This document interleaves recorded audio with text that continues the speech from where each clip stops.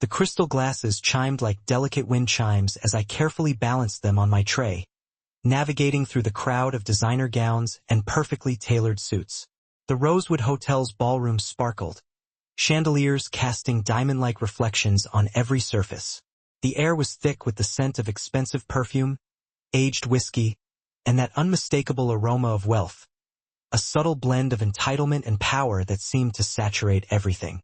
"Champagne, miss?" I offered to a woman draped in emeralds, my voice soft and practiced.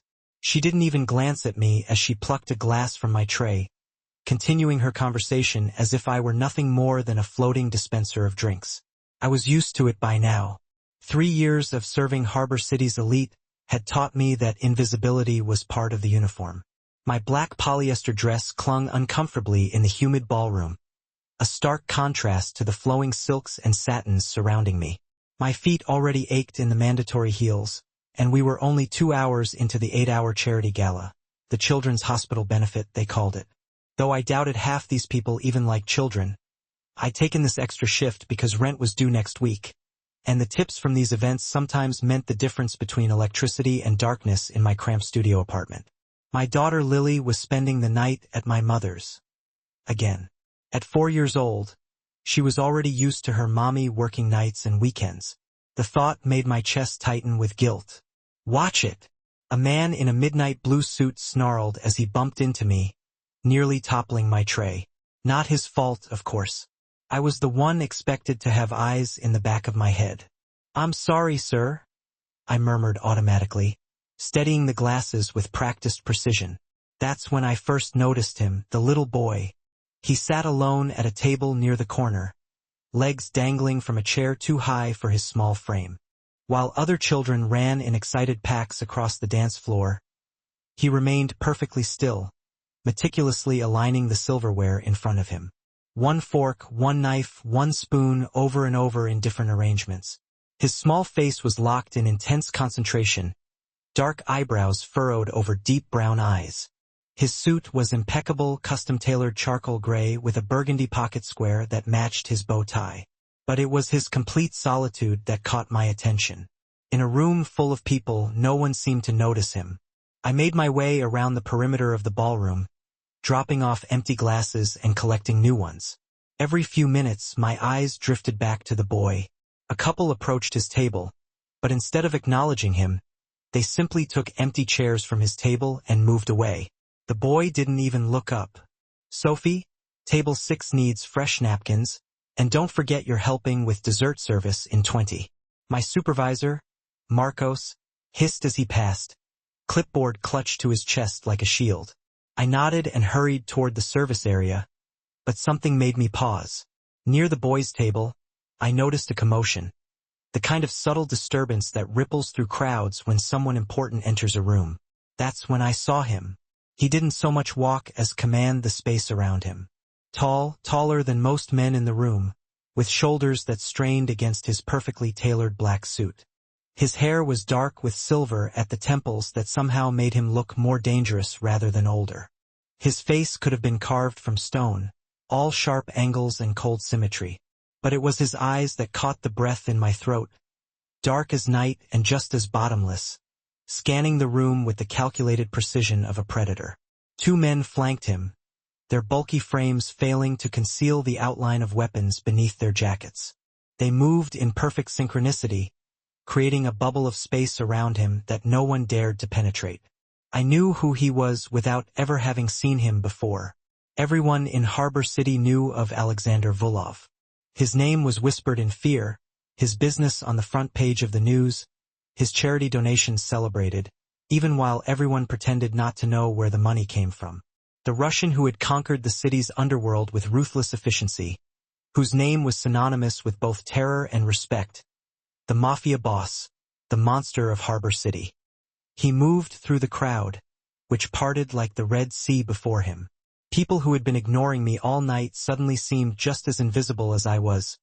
Backs straightened, conversations halting mid-sentence, forced smiles appearing on frozen faces.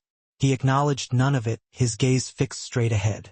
I realized with a start that he was heading toward the little boy. When he reached the table, something remarkable happened. The stone face softened, just barely, but enough that I caught it from across the room. He placed a hand gently on the boy's shoulder and leaned down to speak to him.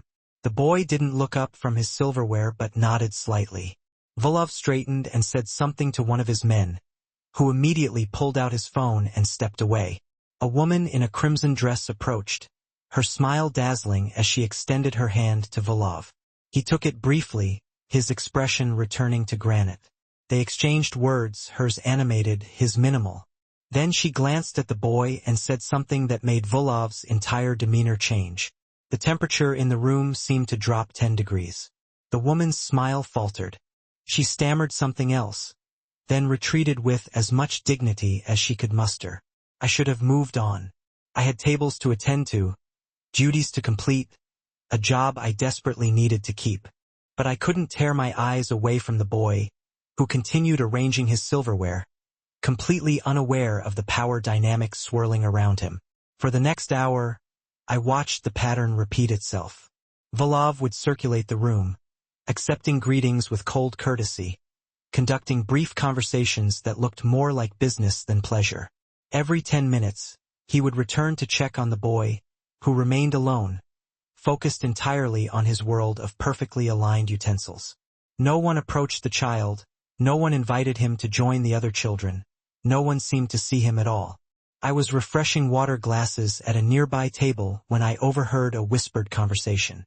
"That's Volov's son, the autistic one. I heard the mother is long gone. Can you blame her? Imagine being tied to that family with a defective child. Shoo! For God's sake, do you want to end up in the harbor?" The glasses on my tray rattled as anger surged through me. I thought of my Lily, how fiercely I loved her, how I would tear apart anyone who called her defective. Without thinking, I turned to the whisperers, my voice low but sharp. "He can probably hear you, you know." For pairs of surprised eyes turned to me, as if shocked that the furniture had suddenly spoken. A woman with a pinched face and diamond earrings the size of grapes raised a perfectly shaped eyebrow. "Excuse me?" I should have backed down. I should have apologized and scurried away. Instead, I heard myself say, "Children aren't deaf just because they're different. Maybe show some humanity." I walked away before they could respond, my heart hammering in my chest. Stupid, stupid, stupid. I needed this job. I couldn't afford to antagonize guests, especially the kind who donated enough money to have the hospital wing named after them. The orchestra shifted to a softer melody, a waltz that floated through the air like a gentle invitation. On the dance floor, fathers were now dancing with their daughters, mothers with their sons. Family dances, a tradition at these charity events. I watched as a small girl in a pink dress tugged her reluctant father onto the floor, his face breaking into a smile as he twirled her around. My chest ached, thinking of Lily, who had no father to dance with. Jason had disappeared the moment I told him I was pregnant, leaving nothing but a string of unpaid bills and broken promises. My eyes drifted back to the corner table. The boy still sat alone, but now he was watching the dancers, his silverware momentarily forgotten. Something in his expression, a mixture of longing and confusion, cracked something open inside me. Before I could think better of it, I set down my tray on an empty table and walked directly to him. I was vaguely aware of Volov standing with a group of seriously looking men across the room, but I focused only on the child. I knelt beside his chair, bringing myself to his eye level. "Hi there," I said softly. "My name is Sophie. Would you like to dance?" The boy didn't look at me directly but shifted his gaze to somewhere near my shoulder. "I'm male," he said, his voice clear and precise. "I don't know how to dance." "That's okay." I smiled. "I can show you. It's easy, I promise." I held out my hand, palm up, making no move to touch him unless he wanted to. "You can say no if you don't want to. That's perfectly okay, too." For a long moment, he stared at my outstretched hand. Then, with deliberate care, he placed his small palm against mine. "Okay," he said. I helped him down from his chair, acutely aware that we were being watched, not just by his father, but by everyone who had been studiously ignoring this child all evening. I led him to the edge of the dance floor where it was less crowded. We can start here, I said, where there's more space. Is that all right? He nodded, looking down at our feet. First, you stand on my shoes, I explained. That's how my mom taught me. Carefully, Male stepped onto the tops of my already aching pumps. I took both his hands in mine, creating a safe distance between us. Now we just sway a little. Like this, I demonstrated, moving gently from side to side. To my surprise, he followed perfectly, his body relaxing slightly as we found a rhythm. You're a natural, I said, and for the first time he looked up, almost meeting my eyes. The ghost of a smile flickered across his face. We moved slowly at the edge of the dance floor, a waitress in a cheap uniform and a little boy in a perfect suit. I hummed along with the music, and after a few minutes, he began to hum, too, matching my tune with perfect pitch. I was so focused on him that I didn't notice the silence spreading across the ballroom until it was complete. The music played on, but conversations had ceased. I looked up to find every eye in the room on us. Some curious, some disapproving, some softened with unexpected emotion. And directly across the floor stood Alexander Volov. His dark gaze fixed on us with an intensity that made my skin prickle. His expression was unreadable, his body perfectly still. One of his men leaned in to whisper something, but Volov silenced him with the slightest movement of his hand. In that moment, as I held the hands of the Mafia boss's son, I realized I'd made a terrible mistake. A breach of invisible boundaries I hadn't even known existed. This wasn't just an ignored child. This was the heir of Harbor City's most dangerous man. I had just placed myself directly in Alexander Volov's line of sight, and I had no idea what would happen next. I couldn't look away from Volov's piercing stare. His eyes held mine across the dance floor, dark and unfathomable as a midnight ocean. My pulse quickened, and I had the irrational urge to scoop up Male and run. Instead, I forced myself to continue our gentle swaying, pretending I didn't feel the weight of his father's attention like physical pressure against my skin. 1, 2, 3. 1, 2, 3. I whispered to Male, who was still standing on my shoes, his small hands warm in mine. He repeated the count under his breath, perfectly in rhythm. When I finally gathered the courage to look up again, Volov was moving toward us. He didn't rush. Men like him never needed to hurry. But each purposeful step closed the distance between us with terrifying inevitability. The crowd melted away from his path without him having to say a word. "Dad's coming," Male said matter-of-factly without turning around. His perfect posture didn't change, but I felt his hands tighten slightly in mine. "Is that okay?" I asked softly. He nodded, still counting under his breath. I braced myself as Volov reached us, expecting what? A harsh reprimand? A cold dismissal? Security dragging me away? Instead, he simply stood at the edge of the dance floor, watching us with an intensity that made my mouth go dry. Up close, he was even more intimidating. A scar ran along his jaw, pale against his olive skin, the kind of mark left by something sharp and unforgiving. He smelled of expensive cologne with notes of sandalwood and something darker beneath, like smoke or gunpowder. Power radiated from him in almost tangible waves. "Miss," he said finally, his voice deep and laced with an accent that turned the single syllable into something dangerous. "Sir," I managed to reply, surprised that my voice remained steady. "May I cut in?" he asked, the formality at odds with the command in his tone. Before I could answer, Male spoke up. "We're counting, Dad. 1, 2, 3. His voice was clear and precise, free of the anxiety that was currently strangling my ability to breathe normally. Something flickered across Volov's face, a softening so subtle I might have imagined it. "Of course. Please, continue." To my astonishment, he stepped back, giving us space. But he didn't leave. Instead, he stood guard at the perimeter of our little dance, his presence creating an invisible barrier that no one dared approach.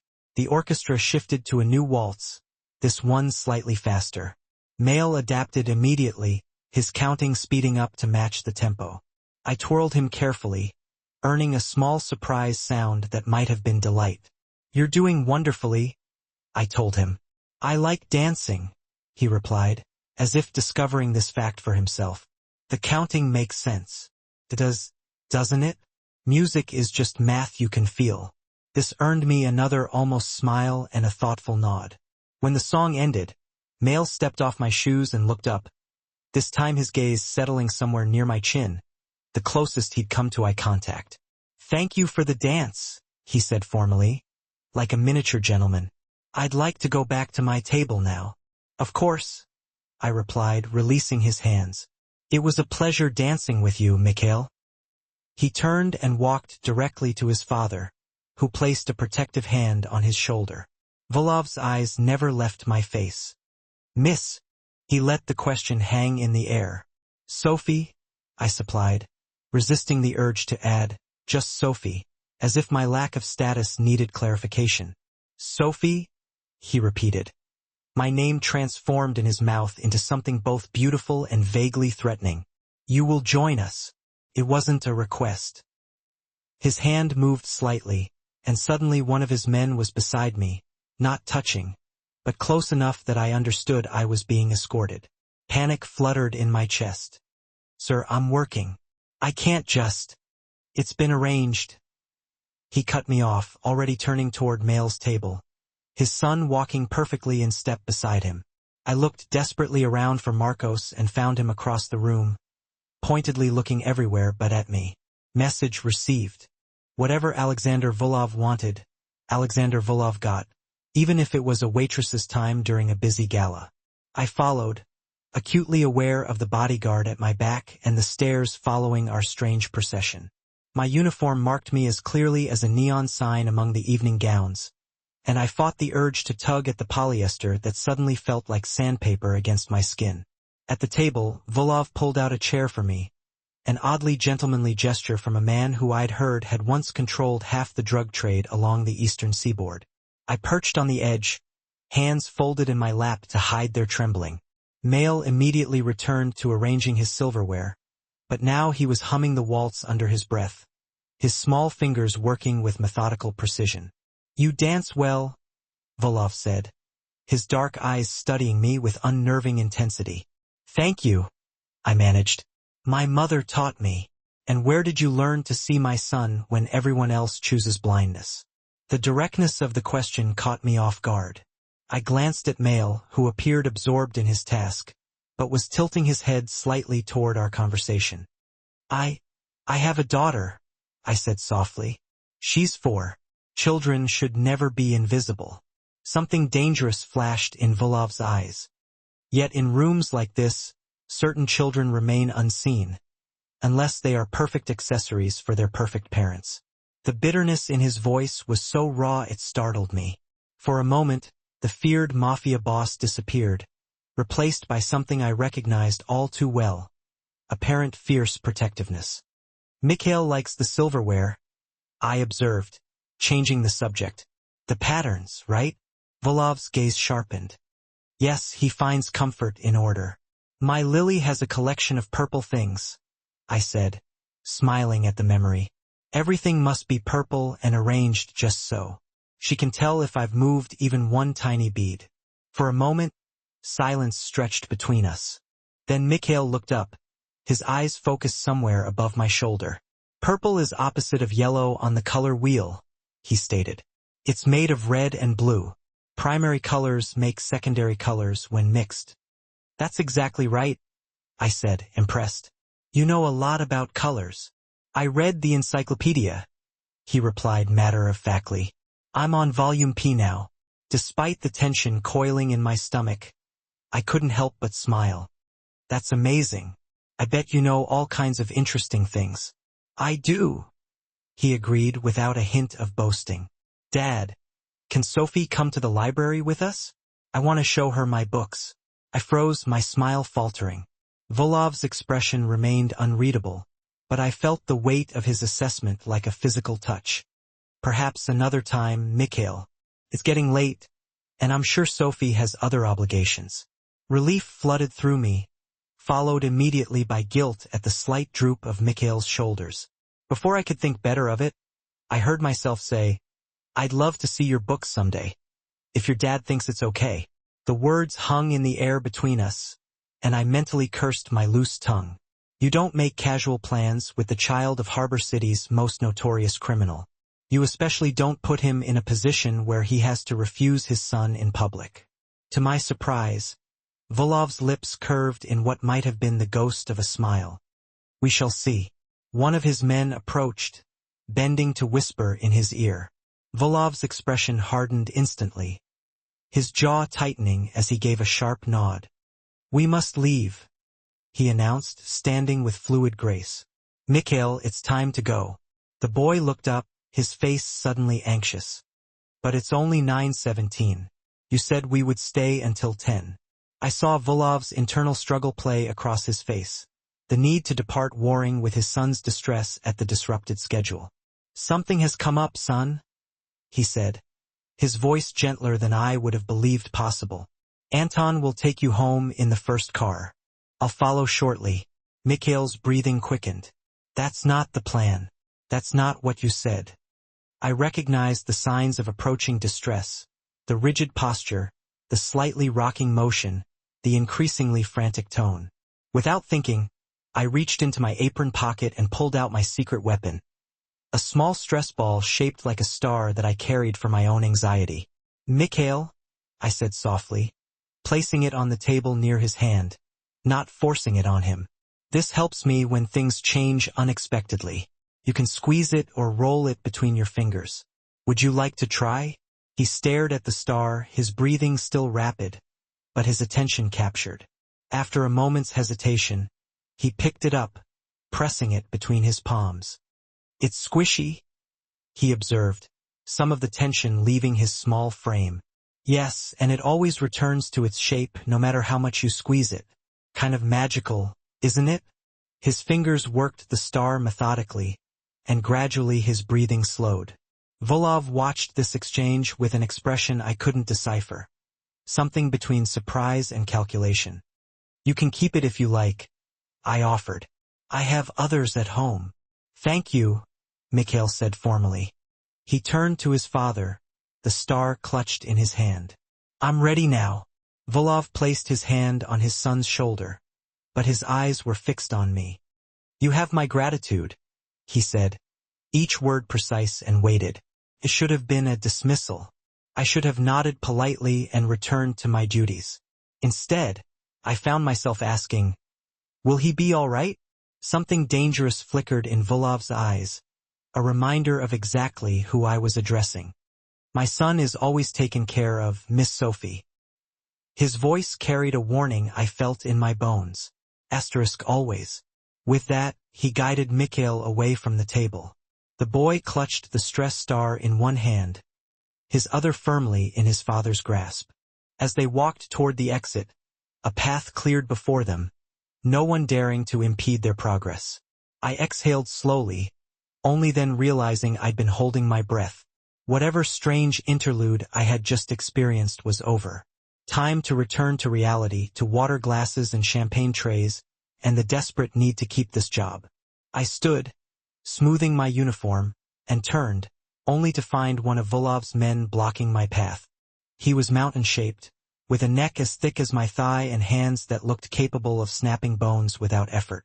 Mr. Volov would like your contact information, he stated flatly. Fear spiked through me. My what? Why? The man's expression didn't change. Your phone number, address. I don't think that's. It wasn't a request. He produced a sleek phone and held it out to me, screen open to a new contact form. My hands trembled as I took the device. Self-preservation warred with terror as I typed in my information. What choice did I have? Refuse the most dangerous man in Harbor City? The bodyguard took the phone back, checking the information before slipping it into his jacket pocket. Without another word, he turned and walked away, following the path his employer had taken. I stood frozen for several heartbeats, my mind racing with the implications of what had just happened. Had I just placed myself, and by extension my daughter, on Alexander Volov's radar? The thought made me physically ill. Sophie. Marcos materialized beside me, his voice a harsh whisper. What the hell was that? I don't know, I answered honestly. I I danced with his son. His son? Marcos looked stunned. That was Volov's. Jesus, Sophie? Do you have a death wish? I shot back defensively. He was just sitting there alone. Nobody was even paying attention to him. He ran a hand through his thinning hair. That's because people with brains know not to go anywhere near Volkov or his family. Look, just get back to work. Dessert service starts in 10 minutes. And for God's sake, stay away from any more Mafia children. I nodded, relieved to have the familiar routine back. As I headed back to the service area, I caught sight of Mail and his father at the entrance of the ballroom. The boy was looking back, his eyes scanning the crowd until he found me. He lifted his hand, the one holding my star, in a small wave. Without thinking, I waved back. Beside him, Alexander Volkov followed his son's gaze directly to me, even across the room. The intensity of his stare made my skin heat. He inclined his head slightly. An acknowledgement, promise, or a warning? Couldn't tell. Then they were gone, swallowed by the night and their waiting cars, leaving me with nothing but the phantom sensation of small hands in mine and the lingering scent of danger. The next morning dawned gray and drizzling, matching my mood perfectly as I dragged myself from bed at 5:30 a.m. Every muscle protested after last night's 8-hour shift, and my thoughts felt sluggish from too little sleep. But Sunday morning breakfast rush at Denny's waited for no one, especially not single mothers with rent due in 5 days. I dressed quietly in the dim light filtering through my bedroom's thin curtains, careful not to wake Lily. She was curled on my bed where I'd placed her after picking her up from Mom's at 2 a.m. Her dark curls spilled across the pillow. One small hand clutched protectively around her favorite purple hippo. The sight of her peaceful face was both my greatest comfort and sharpest pain. Knowing everything I did was for her, and it still wasn't enough. "I'll be back before you wake up, little star," I whispered, pressing a feather-light kiss to her forehead. Mom would arrive at 7 o'clock to watch her until I finished my shift at 3 o'clock. The apartment was barely 600 square feet with a kitchen so small you could touch both walls without stretching your arms. But I'd painted the walls cheerful colors and hung fairy lights around Lily's bed nook, trying to create magic from our meager circumstances. The stack of bills on the counter, red stamped with final notices, threatened to shatter that illusion. As I waited for the bus in the misty rain, my mind drifted back to last night, to Mail's solemn face lighting up as we danced, to his father's penetrating gaze that seemed to strip away all pretense. I shivered, and not just from the damp chill seeping through my thin jacket. What had possessed me to give my real contact information to Volkov's man? Self-preservation, yes, but also curiosity. A strange pull I couldn't name. Either way, it was done, and there was nothing to do but hope I'd be instantly forgotten. A waitress who'd shown a moment's kindness. Nothing more. The breakfast shift passed in a blur of pancake stacks and coffee refills. By mid-morning, my feet were throbbing, and I'd spilled orange juice down my uniform shirt. But the tips were decent, mostly from regulars who knew me by name and asked about Lily. These simple kindnesses kept me going on days when exhaustion threatened to pull me under. I was clearing a booth by the window when Carmen, the hostess, appeared at my elbow. "Sophie, there's someone asking for you." Her voice dropped to a whisper. "And honey, he looks important. Like scary important." My stomach dropped. "What does he look like?" "Tall, built like a boxer, buzzcut, wearing a suit that probably costs more than my car. He's just standing there by the door. Hasn't sat down." "Not Volkov himself, then. One of his men." I set down my bin of dirty dishes with suddenly trembling hands. "Tell him I'll be right there." I ducked into the bathroom first, splashing cold water on my face and trying to calm my racing heart. What could he possibly want? Had I unknowingly done something wrong? Said the wrong thing to Mail? The possibilities spiraled darker in my mind with each passing second. When I emerged, I spotted him immediately, standing near the entrance.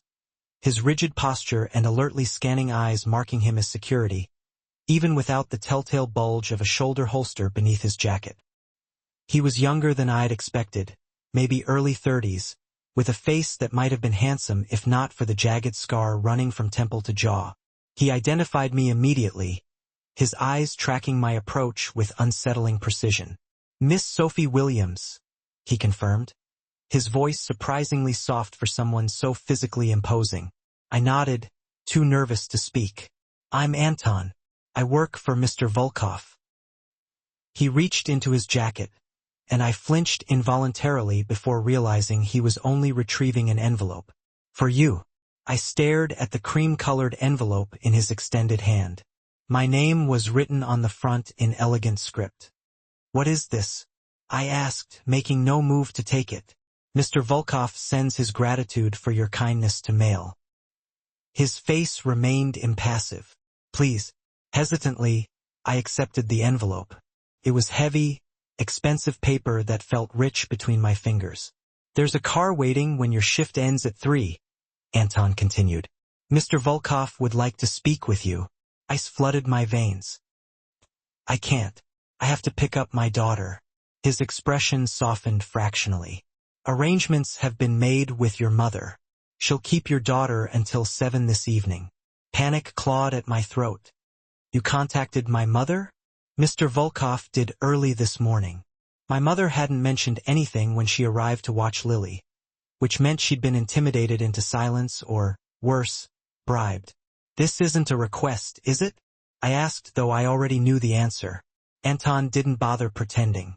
"The car will be waiting at 3. Mr. Volkov doesn't like to be kept waiting." He turned to leave, then paused. "Mail asked about you this morning. The boy rarely speaks of anyone." With that cryptic statement, he walked out, leaving me clutching the envelope in trembling fingers. I retreated to the employee bathroom before opening it, half expecting to find a threat or a bribe. Instead, I found a handwritten note on thick, creamy paper. "Miss Williams, your kindness to my son last night was unexpected and rare. Mail speaks of you this morning with unusual animation. I would like to express my gratitude in person. A car will collect you after your shift concludes at Denny's on Harborview Drive.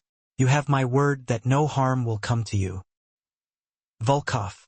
Beneath the note was a second piece of paper, a check made out to Sophie Williams for $5,000. I gasped, nearly dropping the envelope. Enough to clear my outstanding bills and still have a cushion left over. Enough to get the transmission in my ancient car fixed so I wouldn't have to rely on unreliable bus schedules. Enough to buy Lily new clothes for the coming winter. But why? For one dance with a lonely child? I slipped the check back into the envelope with shaking hands. This was dangerous territory. You didn't accept money from men like Alexander Volkov without understanding the cost. And yet, could I afford to return it, to refuse his invitation? The rest of my shift passed in a fog of anxiety. I dropped an entire tray of waters, mixed up 2 orders, and nearly collided with another server, all while my mind raced with scenarios, each more terrifying than the last. At precisely 3 o'clock, I clocked out and changed from my juice-stained uniform into the spare clothes I kept in my locker. Jeans, a faded blue sweater, and worn sneakers. Hardly appropriate attire for meeting a man who probably wore suits to bed. But it was all I had. As promised, a sleek black Mercedes waited at the curb outside Denny's. Anton stood beside it, opening the rear door as I approached. The parking lot suddenly felt exposed, and I was acutely aware of my coworkers watching through the windows. "Where are we going?" I asked, hesitating at the car door. "Mr. Volkov's residence," Anton replied. "It's about 40 minutes from here. I thought of Lily safely with my mother until 7. And I'll be back in time to pick up my daughter? You have my employer's word." His employer's word. The word of a man who'd built an empire on violence and fear. And yet, I found myself believing him. Perhaps because I had no choice. I slid into the back seat, sinking into buttery leather softer than anything I'd ever touched. The car smelled of expensive cologne and new leather, and the privacy partition was already raised, separating me from the driver. Anton took the front passenger seat, and we pulled away from the curb. I clutched my purse in my lap, the envelope with its impossible check safely tucked inside. Through the tinted windows, I watched as Harbor City's familiar streets gave way to increasingly affluent neighborhoods, and finally to the exclusive cliffside properties overlooking the bay. The car turned onto a private drive, flanked by tall iron gates that opened silently as we approached. Ancient oaks created a natural canopy overhead, their branches filtering the afternoon sunlight into dappled patterns across the winding driveway. My anxiety mounted with each curve until finally the trees parted to reveal a sprawling stone mansion set against the dramatic backdrop of the bay. It was beautiful in a forbidding way, all clean lines and dark stone with massive windows reflecting the gray waters beyond. Armed men patrolled the grounds, their movements casual yet purposeful. Security cameras tracked our approach with silent vigilance. The car circled a fountain before stopping at the front entrance. Anton opened my door, extending a hand to help me out. My legs felt unsteady as I stepped onto the cobblestone drive, the full impact of what I was doing finally hitting me. I was willingly entering the home of Harbor City's most dangerous man. "This way, please," Anton directed, leading me up wide stone steps to massive double doors that opened before we reached them. The entrance hall was cavernous with soaring ceilings and a marble floor that echoed our footsteps. Modern art pieces, stark and probably worth more than I'd earn in a lifetime, adorned the walls. Despite the grandeur, the space felt oddly impersonal, more like a museum than a home. Anton guided me through a series of rooms, each more impressive than the last, until we reached what appeared to be a library. Floor-to-ceiling bookshelves lined the walls filled with leather-bound volumes. A massive desk dominated one end of the room, while comfortable-looking leather chairs were arranged around a fireplace at the other. "Wait here," Anton instructed. "Mr. Volkov will join you shortly." With that, he left, closing the heavy door behind him with a definitive click. Alone, I drifted to the nearest bookshelf, running my fingers along the spines of books in languages I couldn't identify. Russian, probably, and what might have been German or Dutch. The collection was extensive and eclectic. Everything from classical literature to modern physics. "Do you read Russian?" I whirled around, my heart leaping into my throat. Alexander Volkov stood in the doorway, watching me with those penetrating dark eyes. He'd exchanged his formal suit for charcoal slacks and a crisp white shirt open at the collar. The more casual attire did nothing to diminish his commanding presence. "No," I managed, pulling my hand back from the books as if burned. "I'm sorry, I shouldn't have." He waved away my apology. "Books are meant to be touched, Miss Williams. Otherwise, they are merely decorations." He moved into the room with that same predatory grace I'd noticed at the gala. Every movement controlled and deliberate. Up close, without the distraction of the crowded ballroom, I could see the fine lines at the corners of his eyes, the silver threading through his dark hair at the temples. He wasn't young, mid-40s perhaps, but he carried himself with the confidence of a man accustomed to power. "Please sit." He gestured to the seating area by the fireplace. I perched on the edge of one of the leather chairs, my back rigid, hands folded tightly in my lap. He took the seat opposite me, regarding me with an intensity that made my skin prickle. "You're afraid," he observed. "Wouldn't you be?" I countered before I could stop myself. To my surprise, a smile ghosted across his face. "Yes, I suppose I would." An uncomfortable silence stretched between us. Finally, I reached into my purse and withdrew the envelope. "I can't accept this," I said, placing it on the coffee table between us. "It's too much." He didn't even glance at the envelope. "It's nothing. Not to me." His eyes sharpened with interest. "You're returning it out of pride, then?" "No," I said honestly. "Out of self-preservation. I've lived in Harbor City long enough to know that nothing comes without strings attached." "And you believe I would attach strings to gratitude for kindness shown to my son?" The dangerous edge in his voice made me choose my next words carefully. "I believe that in your world, everything has a price.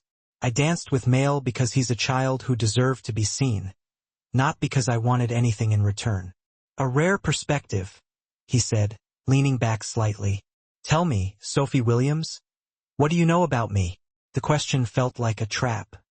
"Only what everyone knows. That you're influential, powerful." A diplomatic answer. His smile didn't reach his eyes. and yet you approached my son without hesitation. Either very brave or very foolish.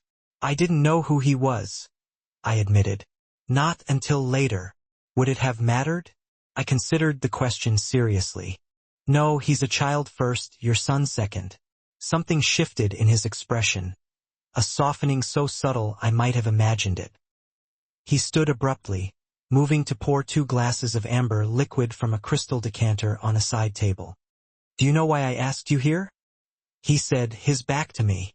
To thank me for being kind to Mail, I replied, the words feeling inadequate even as I spoke them. He returned, offering me one of the glasses. That's part of it. I accepted the drink automatically, though I had no intention of consuming alcohol in a situation that required all my wits. The glass was heavy in my hand, the crystal catching the late afternoon light streaming through the windows. Mikhail has difficulties, Volkov continued, resuming his seat. He experiences the world differently. Most people see only the challenges, not the gifts. He's autistic, I said quietly. My neighbor's son is on the spectrum. Different, not less. Volkov's gaze sharpened.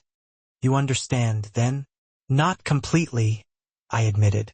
Every child is unique, but I recognize when someone is being excluded because they don't fit neatly into expectations. He studied me over the rim of his glass. The world can be cruel to those who are different.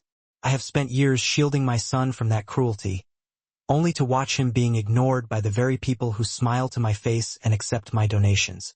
The bitterness in his voice was raw and unexpectedly human. I found myself wondering about the woman who had given birth to Mikhail, Volkov's wife or partner, now conspicuously absent. Where is his mother? I asked before I could stop myself. His expression hardened instantly. That is not a topic for discussion. I'm sorry, I said quickly. That was inappropriate. He set down his glass with deliberate care. Mikhail asked about you this morning. He wanted to know if you would visit again. He rarely expresses interest in people outside our household. My heart twisted at the thought of the solemn little boy asking after me. He's a special child. Yes, Volkov agreed, his voice softening fractionally. Which is why I'm offering you a position. I blinked, certain I'd misheard. A position as Mail's companion. 3 days a week from 4 until 8 in the evening. You would spend time with him, engage in activities he enjoys, perhaps expand his comfort with social situations. Your daughter would be welcome to join you here. I stared at him, speechless. You want to hire me to be friends with your son? Not friends, Volkov corrected, his tone precise. A companion, someone who sees him as he is, not as others wish him to be. My mind raced with the implications. Why me? You could hire professionals. Therapists who specialize in working with autistic children. He has therapists, speech pathologists, behavioral specialists, a team of experts with impeccable credentials. His fingers tapped once against his knee, the only sign of impatience. What he lacks is someone who approached him naturally, without agenda or fear. I swallowed hard, trying to process what he was suggesting and my compensation. $5,000 per week plus expenses. The glass nearly slipped from my fingers. Per week. My voice emerged as a strangled whisper. Is that insufficient? He asked with the casual air of someone discussing pocket change rather than more money than I made in 3 months. A hysterical laugh bubbled up in my throat, which I quickly suppressed. No, it's excessive. Not to me. His dark eyes studied me intently. Your time has value, Sophie Williams, as does your unique ability to connect with my son. $20,000 a month. The numbers swam in my head, conjuring images of a life without constant financial terror. Lily in a better school, a safer apartment.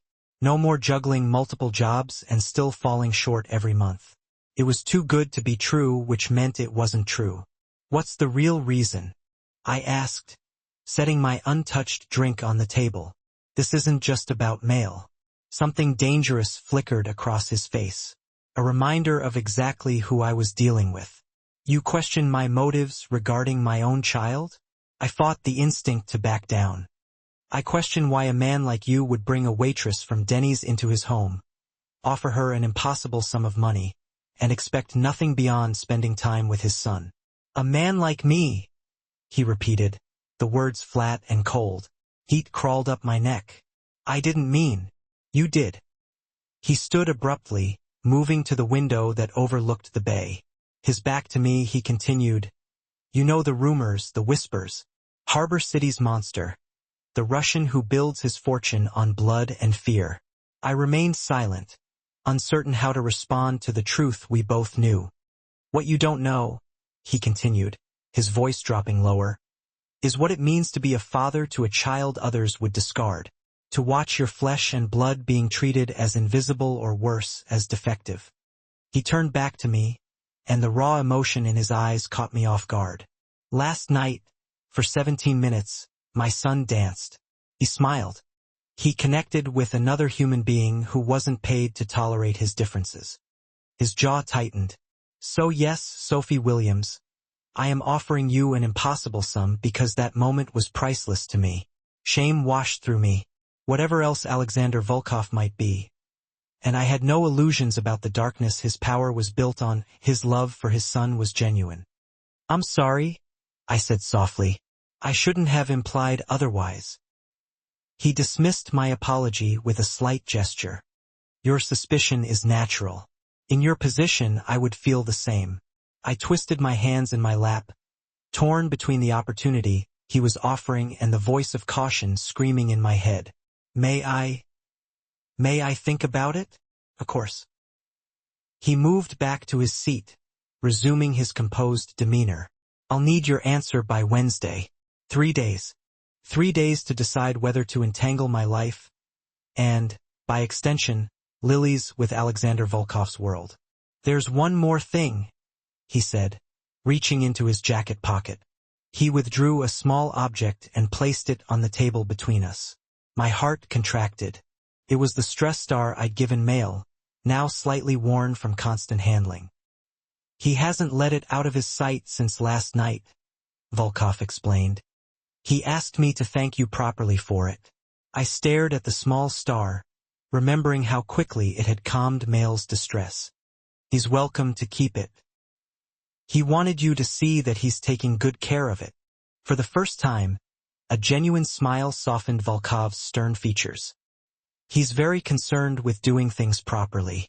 The unexpected glimpse of normalcy, a father indulging his son's earnest request, caught me off guard.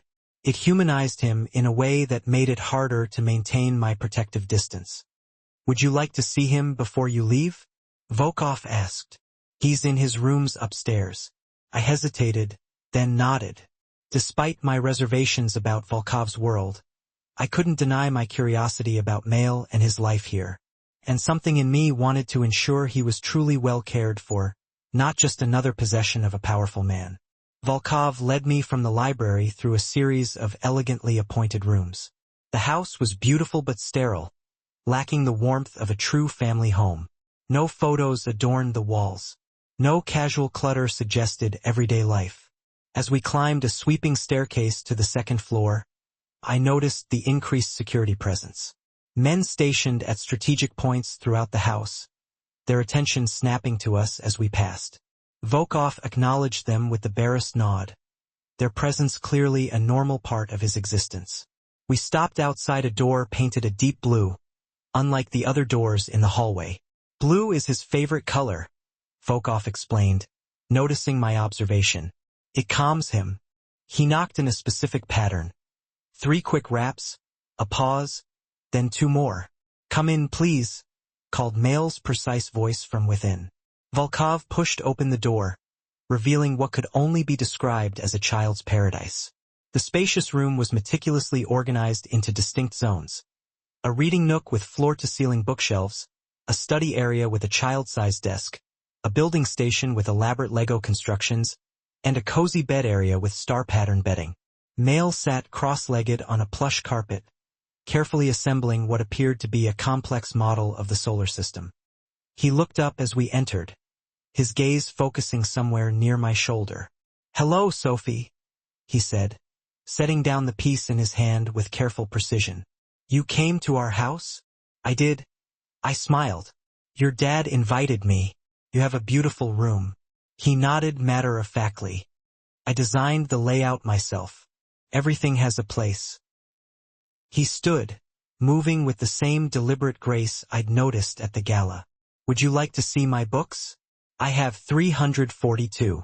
I'd love to, I replied honestly. Mail led me to his bookshelves, pointing out his favorites with solemn pride.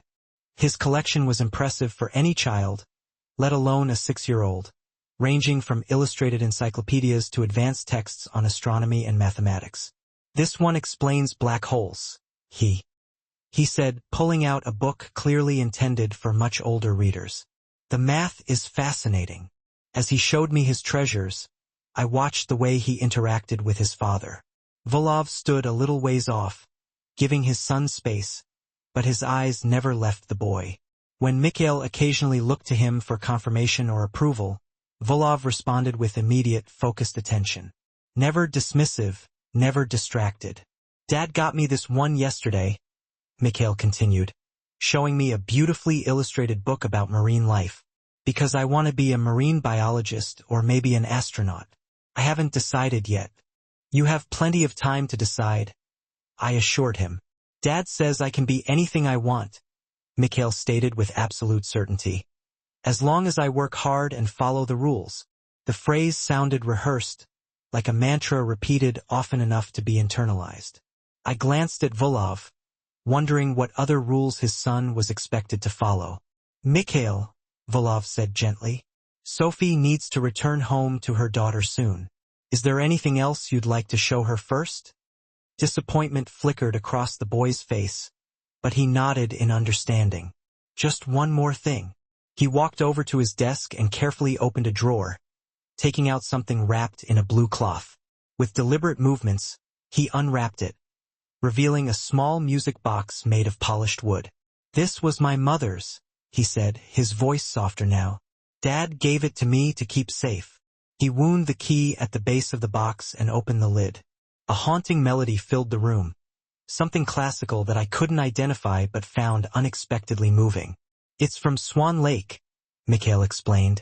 Mom danced to it when she was young.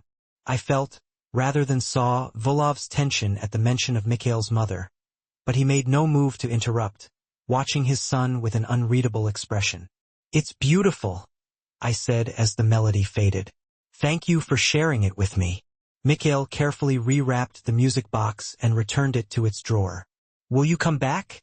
He asked, his gaze fixed somewhere just past my left shoulder. To see the rest of my books. The direct question caught me off guard. I looked to Volov, who merely raised an eyebrow, leaving the response entirely up to me. I hope so, I said carefully. Your dad and I are talking about me visiting you sometimes. This seemed to satisfy him. Good. I'd like that. He turned to his father. Can Sophie bring her daughter next time? You said she has a daughter. Her name is Lily, I supplied. She's 4. Mikhail considered this information with serious deliberation. I don't have many books for 4-year-olds, but I could share my building blocks. The wooden ones, not the Legos. Legos have small pieces. The thoughtfulness of his concern touched me deeply. That's very considerate, Mikhail. Lily would love wooden blocks. Volkov placed a gentle hand on his son's shoulder. It's time for Sophie to go now. What do we say? Thank you for visiting, Mikhail recited, then added with unprompted sincerity. I'm glad you came to our house. I'm glad too, I replied, surprised to find I meant it. Volkov escorted me from the room after Mikhail returned to his solar system model. As we walked back downstairs, I found myself reassessing everything I thought I knew about Alexander Volkov. The tenderness he showed his son couldn't be faked. The patience and understanding he demonstrated with Mikhail's needs spoke of years of dedicated parenting, none of which erased the darker truths about who he was and how he'd acquired his power. At the foot of the stairs, he broke our silence. You see now why I asked you here. It wasn't a question, but I nodded anyway. He's an extraordinary child. Yes, he agreed. And like all extraordinary things, vulnerable to those who fear or envy what they don't understand. There was history in that statement, pain and perhaps violence that I didn't dare probe. Instead, I asked the question that had been forming since I'd first set foot in this beautiful fortress-like home. Where is his mother? This time, Volkov didn't shut down the inquiry. His jaw tightened, but after a moment, he answered, dead. 4 years ago. The stark finality of the word hung between us. I thought of Mikhail, only 2 when he lost his mother. Too young to form many lasting memories, yet old enough to feel the absence. I'm sorry, I said softly. That must have been incredibly difficult for both of you. Something flashed in his eyes, surprise perhaps, at my simple acknowledgement of his grief alongside his son's. Life continues, he said, his accent thickening slightly. For his sake, if nothing else. We reached the entrance hall, where Anton waited discreetly by the front doors. Our time was clearly at an end. The offer stands, Volkov said, his businesslike tone returning. 3 days a week, 4 to 8. Your daughter is welcome. Anton will provide you with a phone for direct communication, for security reasons. A phone that would undoubtedly be monitored, I realized, just one of many ways my life would change if I accepted his offer. Wednesday, I confirmed, still uncertain what my answer would be. He extended his hand, the gesture oddly formal after the intimacy of meeting his son and glimpsing his private grief. I placed my hand in his, expecting a brief professional handshake. Instead, he held it a moment longer than necessary, his fingers warm and strong around mine. Mikhail rarely connects with strangers, he said, his voice low. Whatever you decide, thank you for seeing my son when others looked away. He released my hand, and I felt the ghost of his touch linger against my skin. Anton will drive you home. With that, he turned and walked away, disappearing into the depths of his mansion. I stood for a moment, still feeling the impression of his hand on mine, before following Anton out to the waiting car. The drive back to the city passed in silence. I watched the landscape change from exclusive estates to middle-class neighborhoods, and finally to my own rundown apartment complex. Anton pulled up to the curb with precise timing. Exactly 6:45 p.m., giving me 15 minutes to reach my mother's apartment on the next block. Mr. Volkov asked me to return this to you, Anton said as he opened my door. He handed me the envelope I'd left on the coffee table. He insists. I started to protest, but something in Anton's expression stopped me. This isn't about the job offer? No, he confirmed. This is for last night. Separate matter. I hesitated, then accepted the envelope.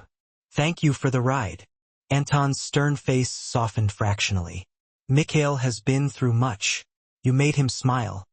Before I could respond, he was back in the car, pulling away from the curb with silent efficiency. I stood on the sidewalk, clutching the envelope and trying to make sense of the day's events.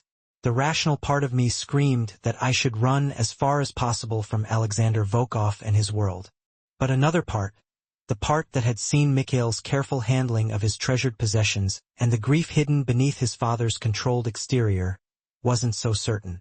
As I walked to my mother's apartment to retrieve Lily, the impossible decision weighed on me. $20,000 a month would change our lives completely. But what other costs would come with binding ourselves to the Volkov family?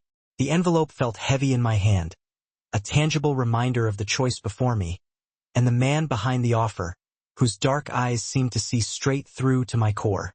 Mommy, are we really going to the big house again?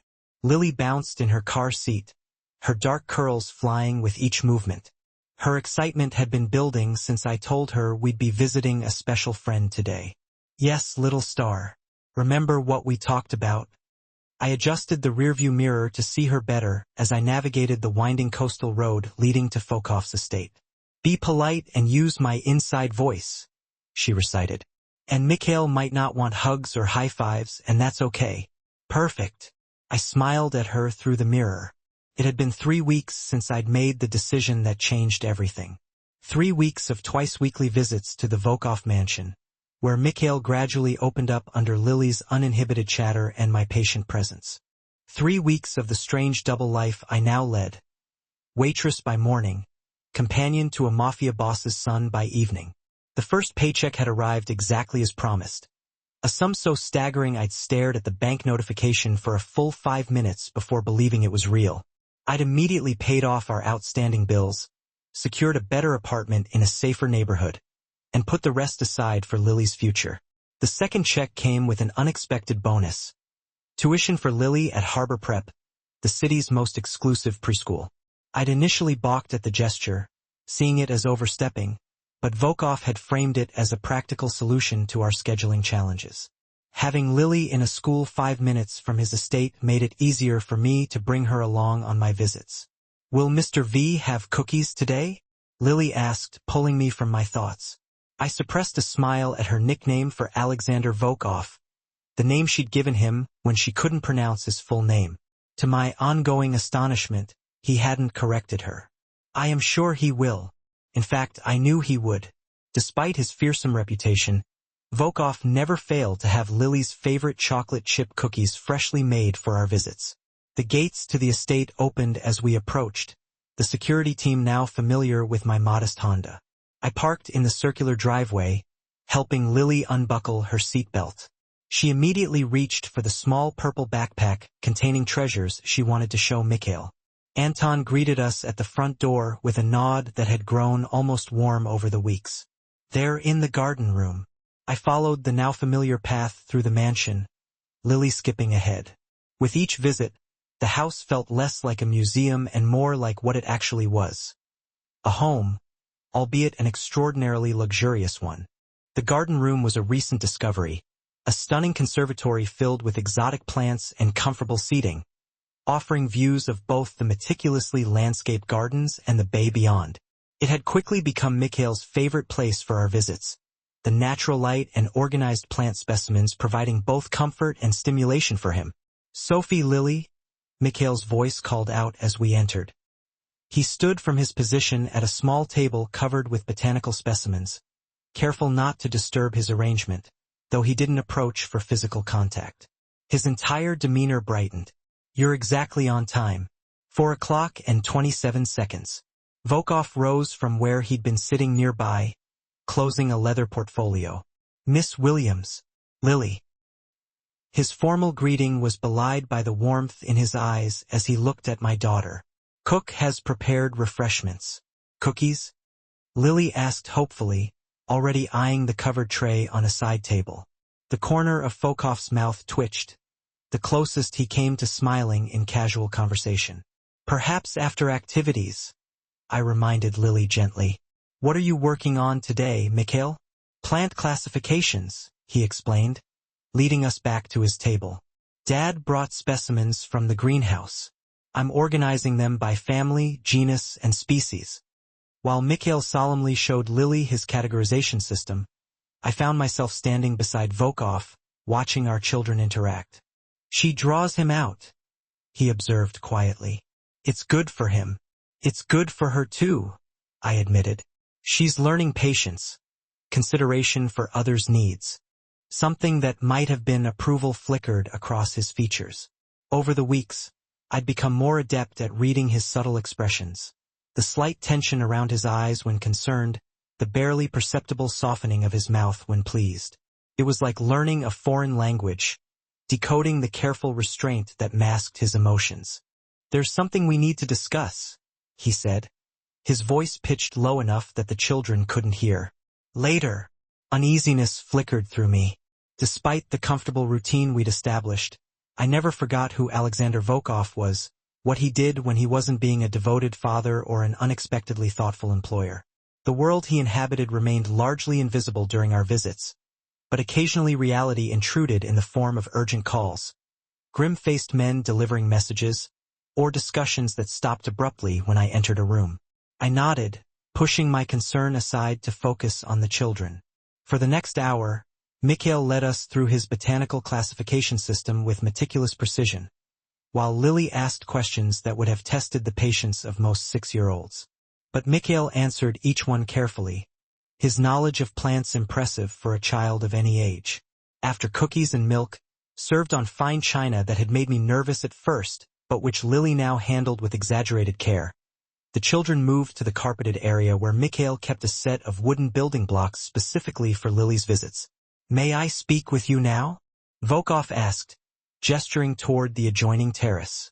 I glanced at the children engaged in collaborative building. "We'll just be on the terrace," I told them. "Call if you need anything." The October air carried a crisp chill as we stepped outside. Below us, armed guards patrolled the perimeter of the property, their dark figures stark against the manicured lawns. The juxtaposition was jarring. The idyllic scene of children playing inside, the heavily armed security outside. Volkov stood at the stone balustrade, his profile sharp against the darkening sky. "Mikhail's birthday is in 2 weeks. Not what I'd been expecting." "That's wonderful. Is there something special planned?" "I'm hosting a small gathering here. Family, a few trusted associates." He turned to face me, his expression carefully neutral. "I would like you and Lily to attend." "Oh," I blinked in surprise. Are you sure that's appropriate?" "Mikhail has requested it specifically." A faint smile touched his lips. He's never asked for guests at his birthday before. Only scientific equipment or books. Pride warmed my chest at the progress we'd made with Mikhail. "Then of course we'll come." "What time?" "The gathering begins at 2. He hesitated, something unusual for a man who always chose his words with precision. "There is another matter." The serious tone in his voice set off warning bells. "What is it?" "There has been a situation.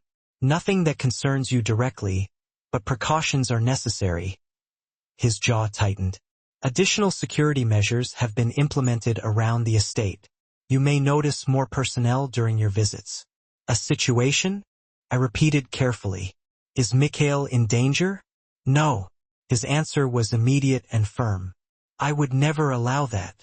The unspoken implication hung heavy in the air, that he would eliminate any threat to his son by whatever means necessary.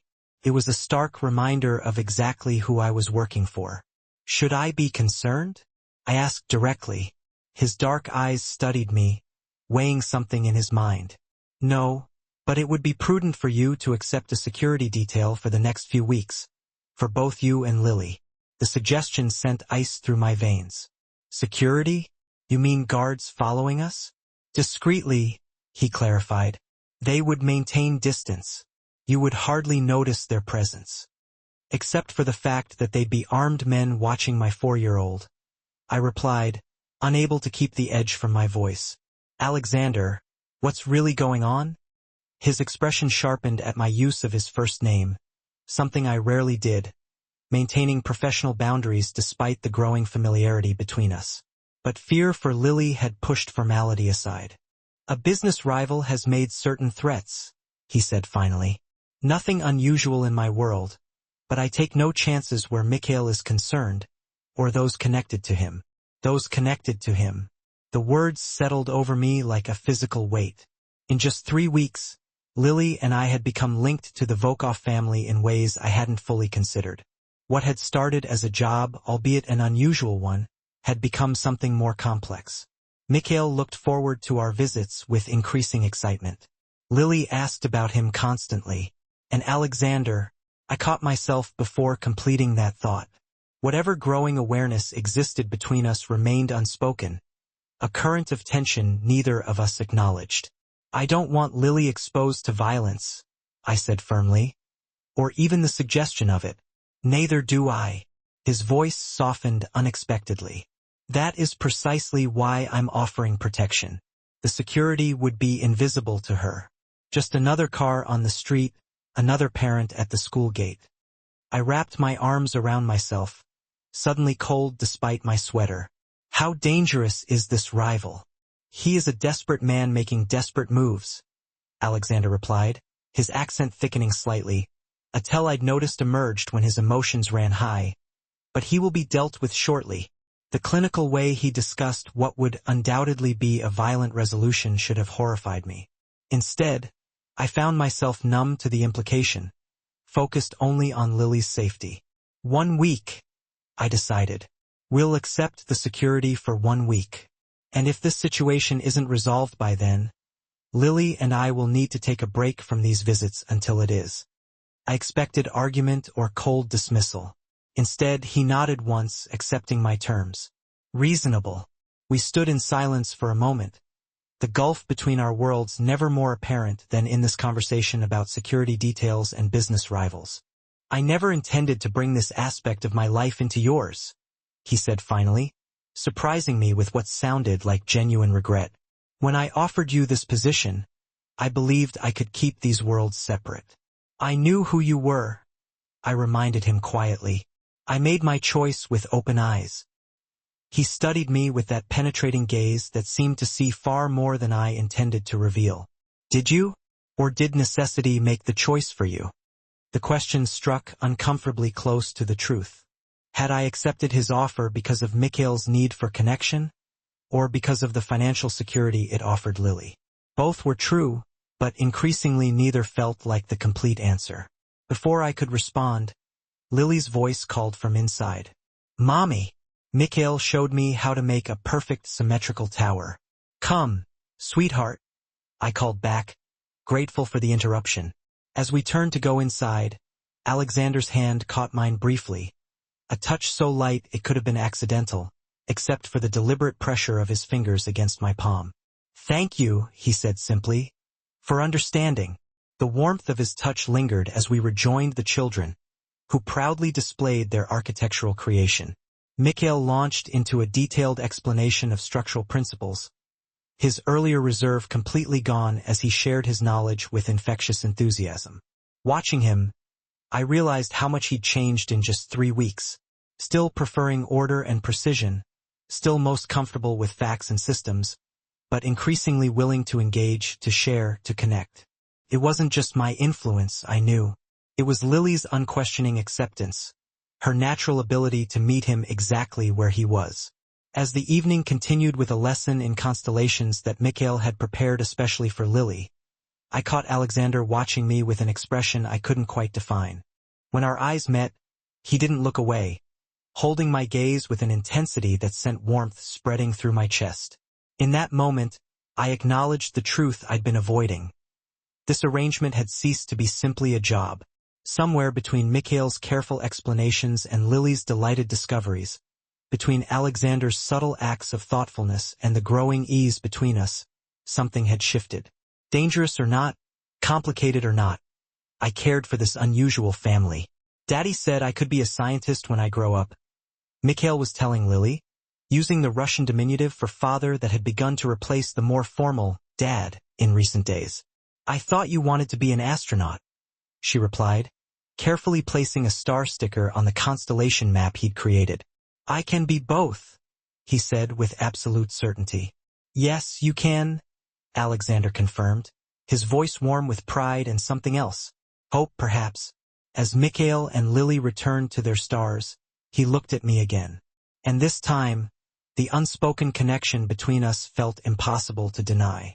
Whatever dangers circled the Volkov family, whatever complications lay ahead, I realized I was no longer standing on the outside looking in. Somehow, against all reason, against all caution, I had become part of their orbit, and they part of mine.